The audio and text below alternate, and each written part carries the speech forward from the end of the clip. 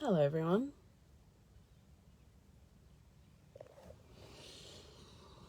I hope this is, wherever in the world you may be, I hope that you are having an amazing time, no matter what it is you're doing.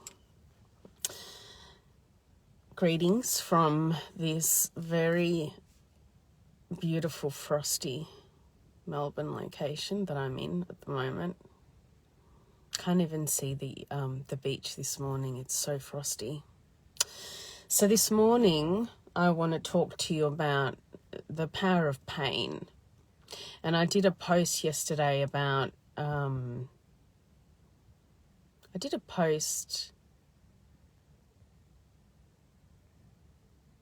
is it Inez? Sorry, I'm not very good at pronouncing names. Hey, Kathy. Hey, Adrian.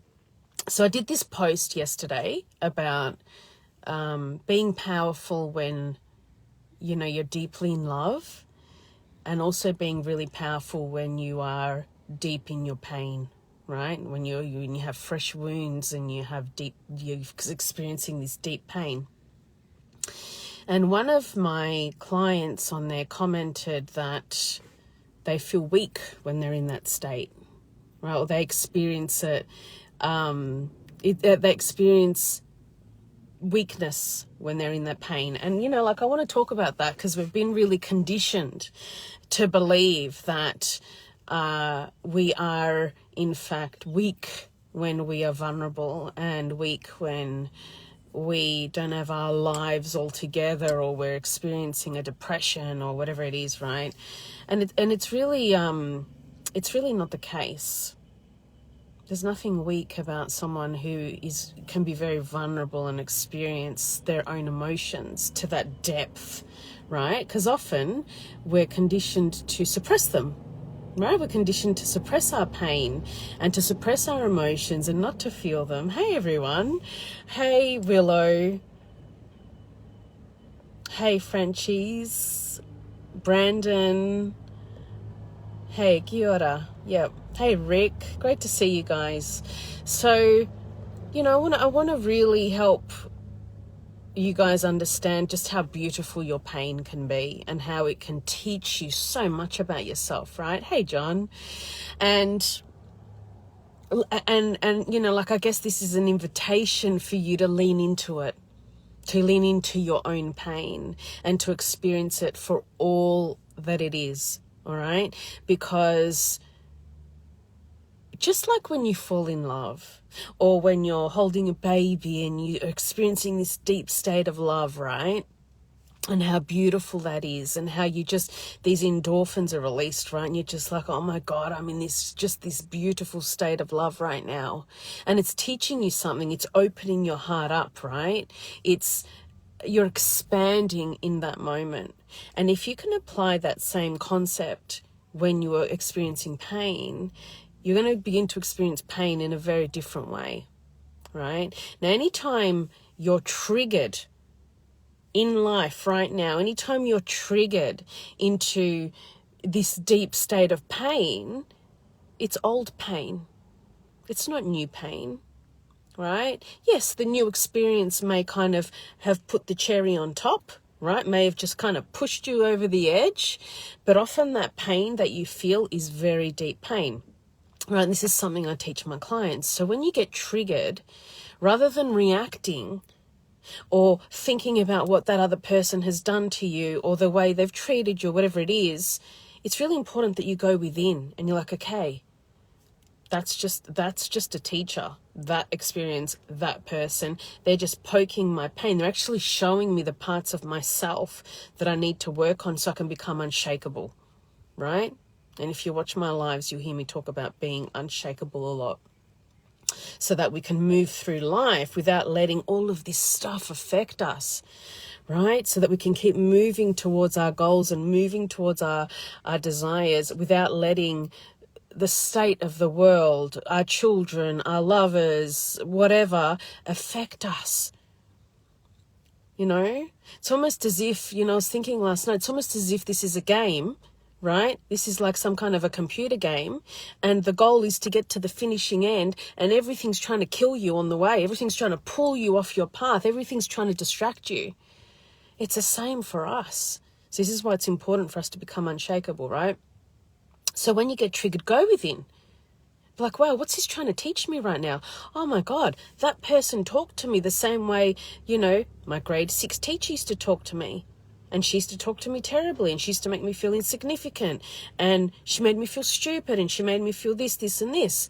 Wow, that's that wound there. That's that wound that's showing up for me to heal right now. It's always old stuff. It's never new stuff. And so if you can sit with that, what's going to happen is, instead of suppressing it or deflecting it or projecting it back onto the person who's triggered you, what you're going to actually do is you're going to bring up that pain, you're going to bring up that discomfort, and it's going to start to move through you, right, in a really powerful way.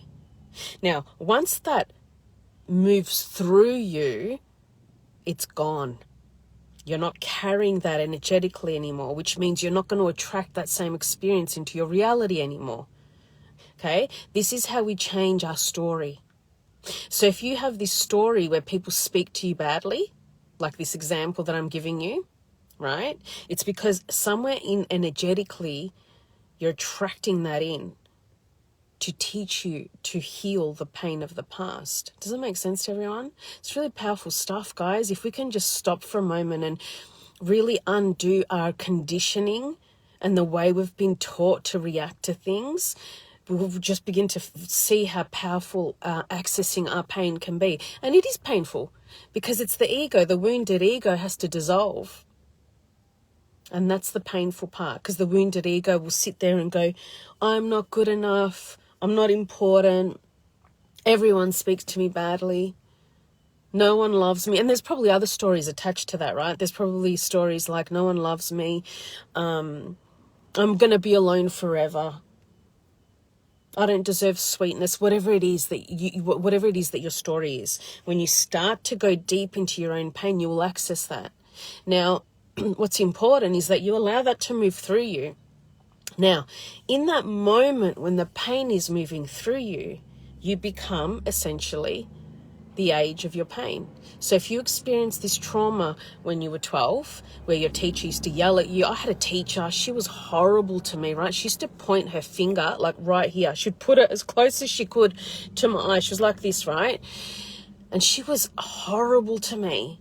Somehow I would always get in trouble by her. I remember once she was just always yelling at me, and I didn't have a voice. And I didn't know why she was always yelling at me. Once she made me go to the staff room and wash all the teachers' dishes for punishment. Anyway, so when you go back to that trauma, when you were 12, when you're accessing the pain of the trauma, you will essentially become the 12-year-old. The energy of the 12-year-old's going to come and literally take over your whole body. That's why when we experience pain sometimes, we can cry like a baby. We can cry and have this anxiety like a little kid who doesn't know what to do with their emotions. It's because that energy is present. It's coming through you, okay? Now, if you just let it and you show yourself love and compassion in that moment and just like, it's okay, right? You're just a kid. That teacher really picked on you and you didn't deserve it. And you rub your chest, right? This is a PowerPoint here and this is a PowerPoint here. So if you do that and you soothe yourself in that moment, you're healing your inner child. You're healing the 12-year-old. You're letting that pain move through you. Okay? Now, once you've done that, right? When you have a deeper understanding of that, you won't fall into deep depression. You won't fall into days of feeling this negativity or this having this perspective that there's something wrong with you or that you're never going to be happy, right? If you allow yourself to move through it and you support yourself. This is the thing. When you don't support yourself and you beat yourself up and you're like, you idiot, you're this, you're that, no one's ever going to love you, you're actually attacking the 12-year-old. You're beating her up or him up. which makes you feel worse. And that's why it feels like it can take days or weeks to get over that trauma, okay? But if you soothe yourself through it and you show yourself love and compassion and you're like, well, you're just a kid. You survived that. Wow, it's amazing you liked any teacher after her at all. She was horrible to you. You were just 12, right? If you soothe yourself, you're showing yourself love. You're healing the inner child. You're going, it's all right. You don't, like you would to a 12-year-old. If a 12-year-old came to you and said, my teacher did this, this, and this to me. You'd be like, well, that's really horrible, honey. I'm really sorry to hear that. You'd support them through that. You wouldn't say, well, you must have deserved it, right? You wouldn't do that to a kid. So don't do it to yourself, okay? So soothe yourself through that and allow that pain to move through you. And what will then happen is you won't attract that type of behavior anymore. You won't attract people speaking to you anymore because you're not carrying that energy of that pain, of that trauma around with you anymore. So if you're someone who experiences that type of stuff, the same thing over and over again, there's got to be something energetically in you. Sometimes it's not as obvious as that. Sometimes it's a little bit more complicated than that. There's got to be something energetically in you that could be attracting it. Okay? And so you've got to look at that. So let's say you've done that. You heal that. Hey, Al. Hey, Lee. Hey, Natasha. Ainsley. Gail. Daryl. Hey, Mary. Let's say you heal that, right? And it happens again. And you're like, oh, but I thought that was meant to be healed. But it happens again. But it's not on as bad of a scale as that. Okay, hey, Nate. It's not as bad of a scale as that. It's been dimmed a little bit. But it's still there. Someone spoke to you a bit harshly. It's still there. There may just be a little bit more to go back and heal. There may be the 12-year-old wanting your attention. Or there may be, and I say this to a lot of people because everyone resonates with this, there may be a part of you that's not treating yourself very nice. Yeah? And so it's really important to look at what your internal dialogue is like. Because if your internal dialogue is you constantly beating yourself up about something or giving yourself a hard time, well, guess what you're going to attract? You're going to attract people who don't speak to you very nicely, who give you a hard time, who shame you or attack you. So it starts with you, right? Because if you're beating yourself up, you're carrying that energy. So it's really important to work on your energy, the energy that you carry within you. That's why we go on this healing journey, to create a better life for ourselves, to break out of the mold of the past so that we can step into a new one that we've designed for ourselves, right? Not one that's been designed by society and our parents' conditioning and our upbringing and school and all of that. If you're not doing that, you're probably still experiencing the pain of the past over and over again, right? So it's really important to shift out of that, to change that. Okay? Any questions? Hey, Nancy. So, sometimes the pain can be very overwhelming, okay? Very overwhelming. It's very deep and it's very raw. I'm just trying to think of, in my experience at least, I allow myself to go as deep as I need to go when I'm feeling some type of pain, right? Because it becomes that pain, when I go there, it helps me understand who I really am and why I react to certain things and what kind of decisions I need to make for myself to prevent myself from going into situations or having experiences that compromise me, yeah, or affect me because I'm so sensitive. Like I'm so sensitive to the news and to, you know, trauma, like not trauma stories, but children being hurt and, you know, like that's a sensitivity for me. So a long time ago, like 6 years ago, I switched off the news and I have not watched the news since, because when I would hear stories, especially about children being interfered with or dying or anything like that, it would affect me so deeply that I would think about it for weeks. And so I decided that affected my vibration too much, so I switched it off, right? So because I'm sensitive, I'm not going to beat myself up about it, but I'm going to honor that part of me. And I'm going to stop doing things that take away my power, okay? So someone else might be able to watch the news and not be affected in that way. And so then that takes you down a deeper path and you're like, wow, okay, I need to be more careful about the people that I allow into my reality. So if you're affected by for people who speak harshly or who have this really strong, forceful energy, you're going to choose not to be around them, right? You're going to be like, well, I need to be around really sweet people who can speak sweeter to me. Or if you have a friend like that, when they come near you or they call you, you say to them, you know what? And I've said this to some of my friends before. I'm like, you know what? I'm a bit sensitive today. Just go easy on me. So that's telling them, hey, I can't do the usual banter that we do. I'm a bit sensitive. Okay? So it makes you more powerful.